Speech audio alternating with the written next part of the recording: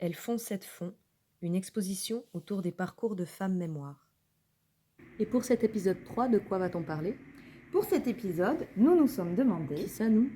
Alors nous, c'est l'équipe de la Mounière, Romy Barène et moi-même, Margot Nicole. Et on a eu une grande aide de Céline Potonnier qui était en stage à la Mounière en mai dernier.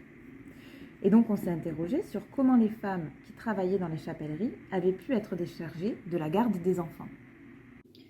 Et justement, Margot, on s'est rendu compte qu'à cette fond, avant même qu'un bâtiment soit dédié à une école de garçons en 1882, eh bien, il existait une école de filles ouverte par la congrégation de la Sainte Famille créée par Émilie de Roda. Émilie de Roda est une femme mémoire de cette fond, alors? De façon indirecte, on peut dire que oui. Céline a contacté la congrégation de la Sainte Famille à Villefranche-de-Rouergue et elle nous a ouvert ses archives. Et elle a également contacté le service inventaire du Pays Midi-Quercy qui a travaillé sur les écoles de cette fond. Alors, qui est Émilie de Roda? Émilie de Roda, elle naît en 1787 au château de Druelles, près de Rodez. Et dans un premier temps, elle ne se destine absolument pas à une vie monastique. Elle dira même « L'intérieur d'un couvent me faisait horreur. Je n'aimais ni les religieuses, ni les dévotes. » Et pourtant, à 17 ans, alors qu'elle vit chez ses parents, elle fait la connaissance de Marianne Gombert, qui donne de son temps pour aider les pauvres, et Émilie va l'accompagner dans ses actions. Et elle a une révélation. Elle veut dédier sa vie à Dieu. Émilie de Roda aurait pu croiser Pétronie Cantecor, du coup? Alors en effet, elles ont vécu à la même époque. Bon, on ne sait pas si Émilie de Roda et Pétronie Cantecor ont eu l'occasion de boire un café ensemble. Certainement que non. En plus, quand la maison de cette fond est créée par la congrégation de la Sainte Famille, Émilie de Roda est déjà décédée. Mais en tout cas, ça nous montre quand même qu'on a là encore une femme du 19e siècle qui a eu un sacré pouvoir. Et qu'en entrant dans les ordres, finalement, ça lui a permis de mener de grands projets. Alors, quel est le lien avec la chapellerie et cette fond? Alors, on n'a pas de document qui montre l'implication directe des chapeliers dans la création de l'école en 1860. Mais on peut remarquer que son ouverture coïncide avec le développement des usines à cette fond.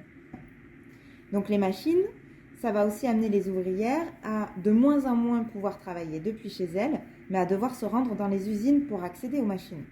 Donc ce n'est pas anodin que dans le même temps, une école ouvre et prenne en charge la garde des enfants. Et en 2002 aussi, dans un discours de sœur Rose-Marie de Preux, au moment du départ de la congrégation de cette fond, elle mentionne qu'en 1963, il y a plusieurs jeunes filles, alors des ouvrières ou des secrétaires dans les chapelleries, qui viennent prendre leur repas du midi au couvent. Et sur cette école de la Sainte Famille à cette fond, que sait-on? La maison de cette fond, on sait qu'elle est fondée le 25 juillet 1860. Alors elle est d'abord installée rue des Fossés et très rapidement elle va déménager en 1869 rue Notre-Dame sur un terrain qui est plus approprié et qui est acheté par la maison mère. Et alors ce qui est intéressant à remarquer, c'est que les sœurs font appel à des charpentiers, des maçons aveyronnais. Donc c'est pour ça qu'on a cette architecture si particulière avec ce bâtiment avec un grand toit pointu en ardoise qui est assez peu commun dans le Quercy. Et l'école va se développer. Il y a une première extension qui est réalisée en 1882 et puis une nouvelle en 1893. On ouvre en 1882 une salle d'asile, donc pour les plus petits enfants. Et quand elle ouvre, il y a 35 écoliers et moins de 6 mois plus tard, ils sont déjà passés à 60 ou 70. Donc on voit qu'il y a un vrai succès, qu'il y avait vraiment un besoin pour la création de cette école. Et aujourd'hui alors? Allons voir. Donc aujourd'hui, on est là devant ce qui était le couvent de la congrégation de la Sainte Famille.